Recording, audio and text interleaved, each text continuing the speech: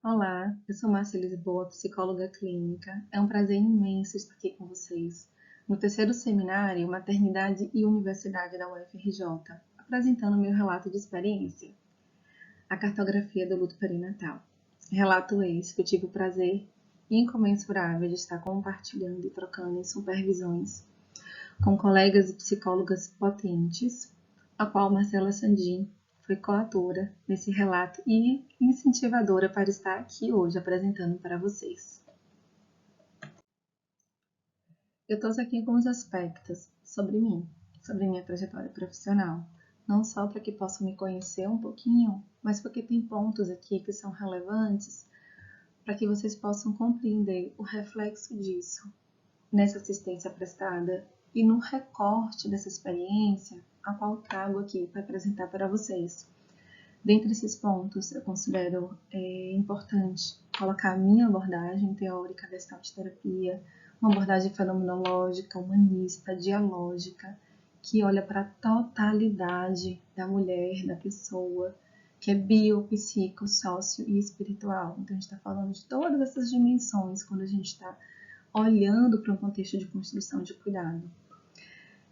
Um outro ponto é a minha formação dentro da área hospitalar, na residência multiprofissional, enquanto psicóloga de UTI neonatal, que faz com que eu vá transitando e dialogando com os profissionais de saúde, estando implicada e sendo corresponsável juntamente com essa equipe na construção de cuidado.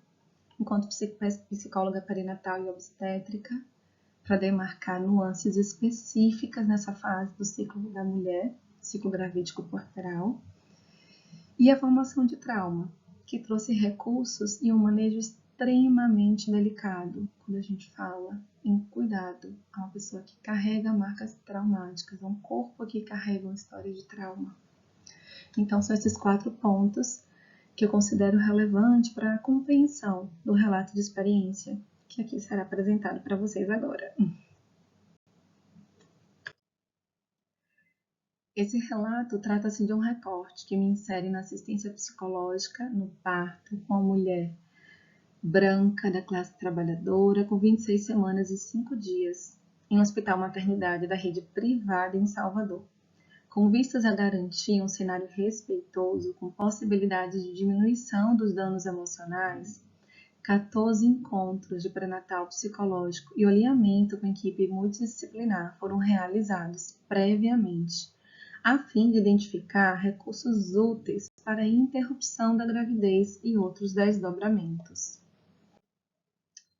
Esse relato visa apresentar a corporalidade como fenômeno de resistência pessoal em um campo de perda neonatal e violência obstétrica. O corpo se apresenta aqui enquanto fenômeno de resistência, numa sociedade patriarcal, sexista, que perpetra diversos tipos de violência contra a mulher, reforçando construtos sociais de gênero que vão carregando definições bastante reducionistas para nós mulheres. Isso é que nós chamamos de viés de gênero.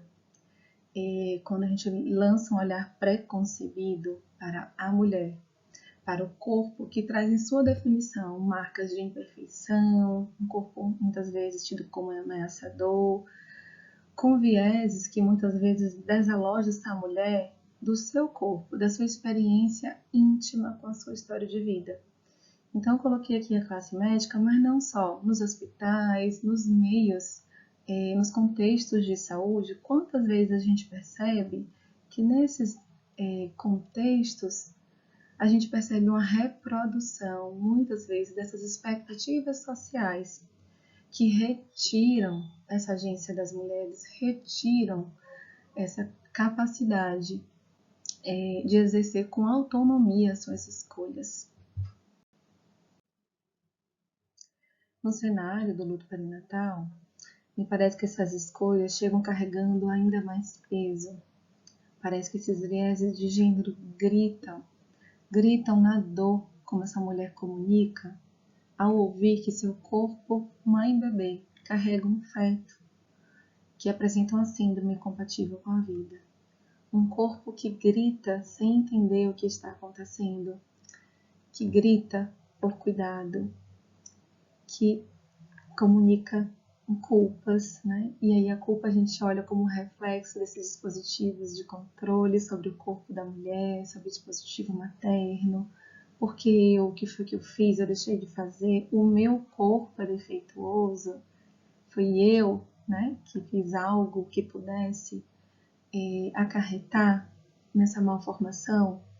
Então é um contexto extremamente delicado e é um resgate juntamente esse corpo, essa história de vida dessa mulher, com muito cuidado, com um vínculo seguro que vai criando uma ambiência de acolhimento, de segurança emocional para que essa mulher possa se resgatar e resgatar a confiança nesse corpo durante todo o processo, para ver quais caminhos de cuidados que fazem sentido para aquela mulher, para aquela família, para essa história de vida desse bebê.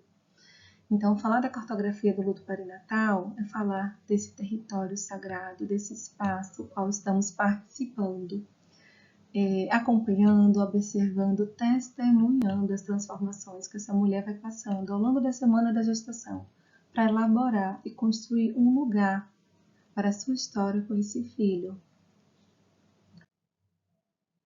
Bom, então eu trago enquanto objetivos desse relato de experiência refletir sobre os aspectos de vulnerabilização psíquica decorrentes de dispositivos maternos presentes no contexto de saúde, apresentar o acompanhamento da psicologia obstétrica a partir de um viés crítico afetivo e sinalizar a integração mente-corpo disponível como recurso à mulher gestante. Apesar de todo o processo cuidadoso, amparado na construção do vínculo, que foi realizado ao longo desses 14 encontros no pré-natal psicológico, e aqui vale a pena ressaltar que o pré-natal psicológico difere das psicoterapias individuais comumente conhecidas. Então, no pré-natal psicológico, a gente trabalha com esse cônjuge, a rede de apoio sempre que necessário. Então, nesse contexto de perda perinatal, mais ainda. Então, esses 14 encontros foram intercalados com essa gestante, com esse casal, acompanhamento em consulta médica. Então, foi feita uma costura delicada dessa história, desse cuidado, para que esse casal pudesse minimamente chegar, né, preparado da forma possível para o encontro e despedida com esse bebê. Então, dentro desse suporte que foi realizado ao longo desses encontros, foi ficando evidente os riscos, aspectos pessoais, aspectos desse corpo que já carregou outras marcas, outras perdas. Qual seria, né, se é que pode se dizer de um momento que possa trazer menor dano, né, que essa mulher consiga sair com o menor dano possível, né, e que possa vivenciar, queremos desejo, né, vivenciar esse momento de chegada e partida do filho da forma mais presente possível, né? Ela queria viver essa despedida, estar presente com esse bebê. Então isso foi trabalhado e nesse contexto chegou-se à decisão de interrupção da gravidez com 26 semanas e 5 dias, uma decisão que foi compartilhada com esse parceiro. Então a gente chegou até aqui tentando reduzir um pouquinho, né? A questão da culpa que foi recaindo nessa mulher e diversos outros aspectos. Por isso que eu falo assim, nós profissionais estamos atentos a esses gritos, a essas dores dessas mulheres que carregam de forma naturalizada e normativa certos vieses de gênero. Então chegamos aqui de uma forma muito alinhada, né, com a equipe do parto, obstetra. Contudo, uma profissional externa a essa equipe acaba, né, entrando em um momento da assistência, colocando uma fala que atravessou essa mulher, pegando num ponto de esperança, no ponto da culpa, num ponto muito difícil para a história de vida daquela mulher. Quando ela traz uma fala que os bebês que carregam essa síndrome eram bebês reloginhos, que viviam X dias e morriam. Né? Como se existisse um bebê que funcionasse, né, da mesma forma, que viveriam X dias, né?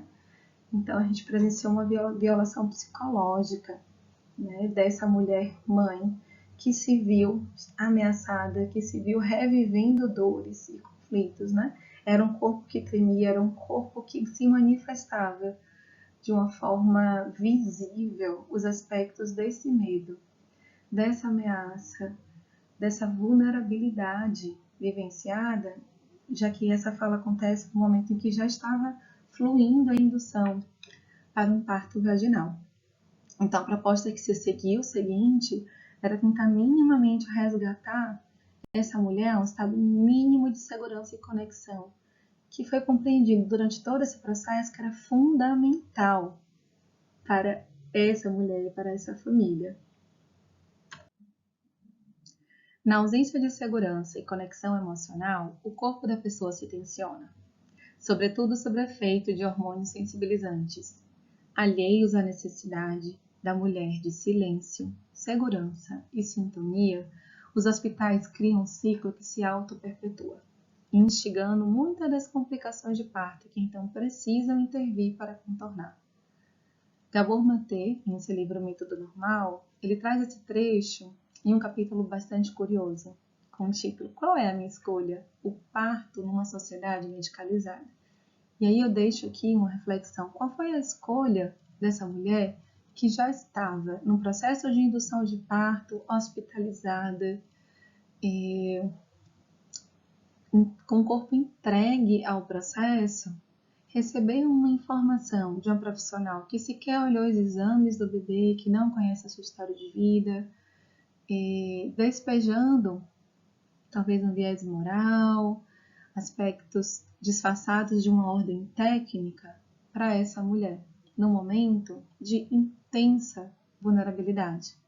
Como eu trouxe, na sequência seguinte, foi disponibilizado um resgate desse preparo emocional que foi sendo trabalhado, resgatando ferramentas e recursos de liberação emocional, de conexão com esse corpo, um corpo que apresentou tremores, rubores na face, que veio o choro, o frio, que trouxe no corpo manifestações dessa violência que foi vivida ali naquele contexto. Mas foi numa tentativa de resgate, retirando do apartamento, indo para uma área ao ar livre, respirando, utilizando recursos, músicas, que trazem o corpo para esse lugar novamente de conexão, de prontidão neurocortical, importantíssimo no contexto de um parto como esse, em que a mulher precisa estar um pé na experiência, nessa imersão emocional e um pé no vínculo, um pé nesse aqui agora, para que ela consiga estar disponível, que ela consiga sustentar o momento de reconhecimento do seu bebê e de despedida.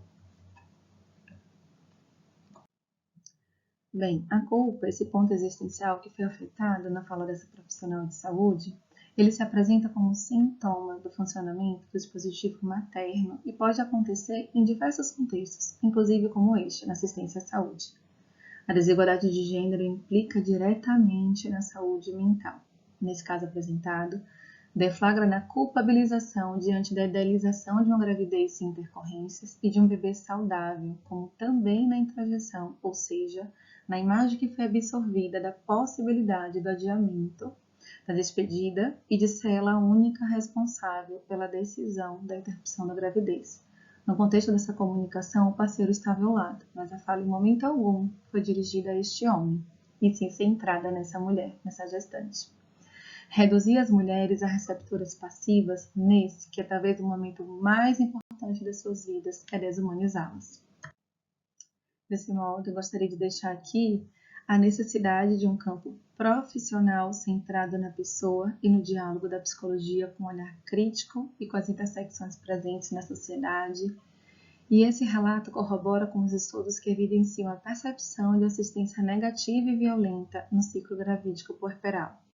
Finalizo aqui com a citação dessa filósofa, Adrienne, no seu livro Nascidos da Mulher.